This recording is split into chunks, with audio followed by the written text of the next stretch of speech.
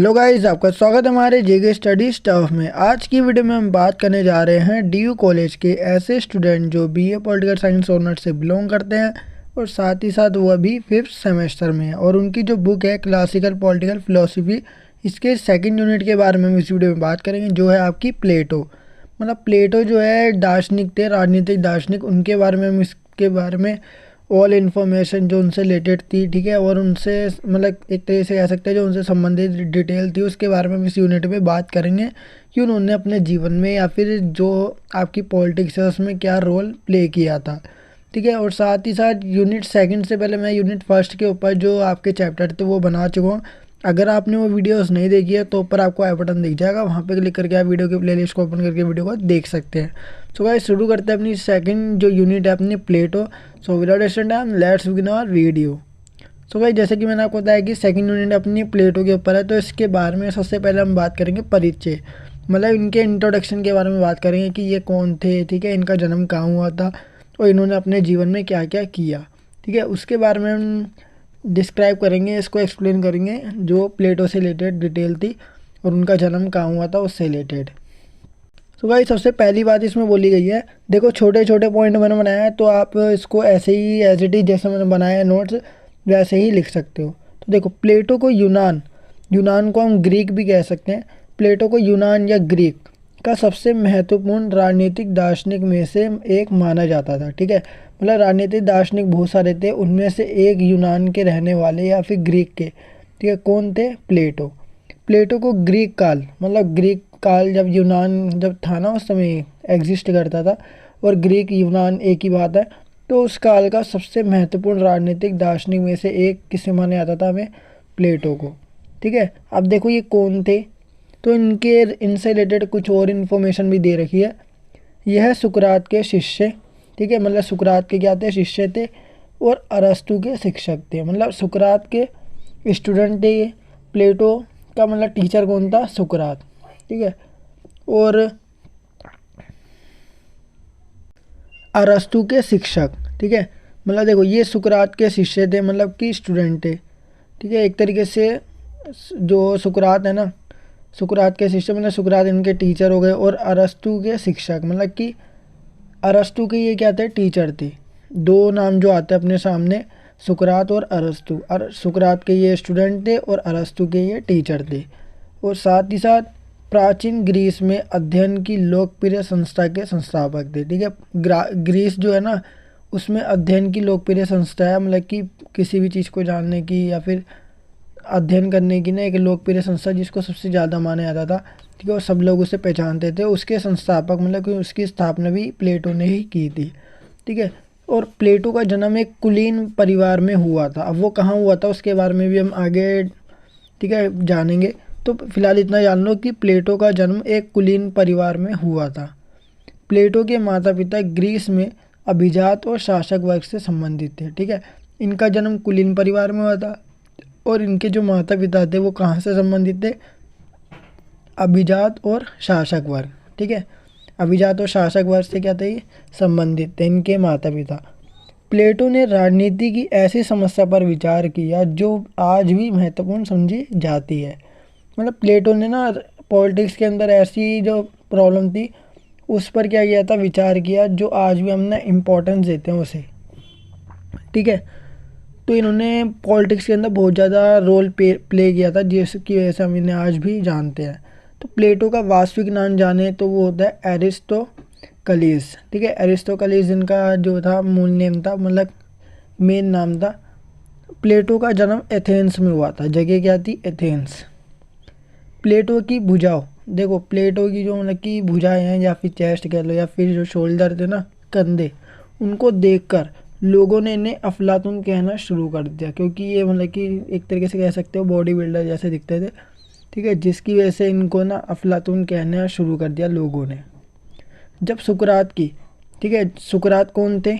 इनके टीचर, ठीक है, और ये जो प्लेटो थे वो सुकरात के क्या लगते थे? स्टूडेंट। तो जैसे ही सुकरात की मतलब इनके टीचर की क्या हुई? हत्या हुई। तो उसके बाद प्लेटो का जीवन अस्त व्यस्त हो गया, ठीक है। प्लेटो का जीवन अस्त व्यस्त हो गया क्योंकि उनको शिक्षा देने वाले ही सुकरात थे, और साथ ही साथ सुकरात भी अब नहीं रहे, तो इनका जीवन क्या हो गया, अस्त व्यस्त हो गया, क्योंकि सुकरात की हत्या कर दी गई थी। ठीक है, अब देखो कुछ लोगों का मानना है कि उनकी जो हत्या है वो जहर देकर की गई थी। ठीक है, एक तरीके से कह सकते हो कि इन्होंने खुद ही अपना जीवन समाप्त किया था, क्योंकि इन्होंने खुद ही बोला था कि मुझे जहर दे दो, उसके बाद इनको जहर दिया गया था। ठीक है, और अब देखते हैं आगे। जब सुकरात की हत्या हुई तो उसके बाद प्लेटो का जीवन क्या हो गया था, अस्त व्यस्त हो गया। प्लेटो के मन में डर बैठ गया और प्लेटो ने जगह जगह यात्रा करना शुरू कर दिया। ठीक है, प्लेटो के मन में डर बैठ गया था और उसके बाद उन्होंने जगह जगह यात्रा करी। ठीक है, वो किसी भी जगह पर रुके नहीं, वो जगह जगह बदलते गए अपनी। तो देखो सुकरात की हत्या ने प्लेटो के जीवन पर बहुत ज़्यादा गहरा प्रभाव डाला।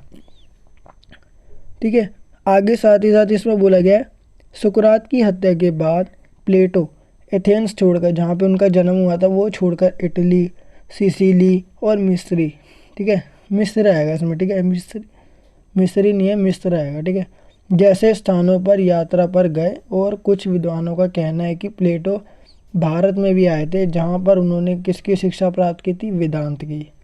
ठीक है, वेदांत की शिक्षा भी उन्होंने प्राप्त की थी जब वो भारत आए थे। और ये बात ना कुछ लोगों का ही कहना है बस। ठीक है, तो ये था अपने प्लेटो के बारे में थोड़ी सी इन्फॉर्मेशन। एंड इसके बारे में अगर और डिटेल में जाने तो आगे लिखा हुआ है महत्वपूर्ण कार्य एवं रचनाएं। तो देखो महत्वपूर्ण कार्य मतलब इसमें बताया गया कि प्लेटो ने अपने जीवन में कौन कौन से महत्वपूर्ण कार्य किए। ठीक है, और उन्होंने कौन कौन सी रचनाएं मतलब ग्रंथ को लिखा। तो देखो इसमें बताया गया सिंपल सी बात, प्लेटो द्वारा कई महत्वपूर्ण रचनाएं की गई जो अलग अलग विषयों से संबंधित थी। प्लेटो ने अनेक ग्रंथों की क्या की थी, रचना की, जैसे कि देखो इसमें लिखा हुआ है थिएटेटस, ठीक है, और प्रोमिनेडस और सोफिस्ट, फिलेबस, ये क्या है, टीमायूस, ठीक है, द रिपब्लिक लॉ और स्टेट्समैन को आज भी महत्वपूर्ण ग्रंथों में शामिल किया जाता है। तो इनमें से ना ये जो लिखे हुए हैं ना, ये ग्रंथ के नाम है। द रिपब्लिक जो लॉ है वो इसमें सबसे ज़्यादा इम्पोर्टेंट माने जाता है और इसी की ज़्यादा चर्चा की जाती है।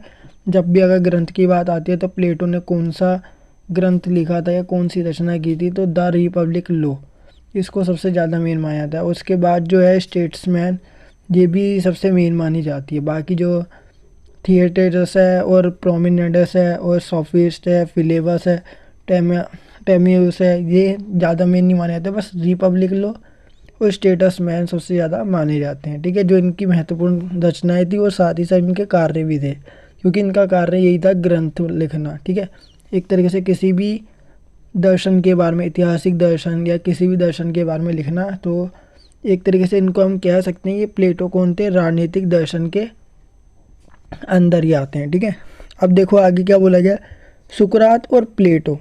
ठीक है, सुकरात और प्लेटो का क्या रिलेशन था, तो जैसे कि मैंने आपको बताया कि सुकरात के कौन थे, प्लेटो क्या लिखते थे, स्टूडेंट। आगे देखो अब सुकरात की मृत्यु के बाद, मतलब जब सुकरात की क्या हो गई, डेथ हो गई थी या हत्या कर दी गई थी उनकी, तो उसके बाद प्लेटो के जीवन पर गहरा प्रभाव पड़ा। ठीक है, सुकरात के बारे में अधिकांश बातें हमें प्लेटो के लेखन कोश से ही पता चलती है।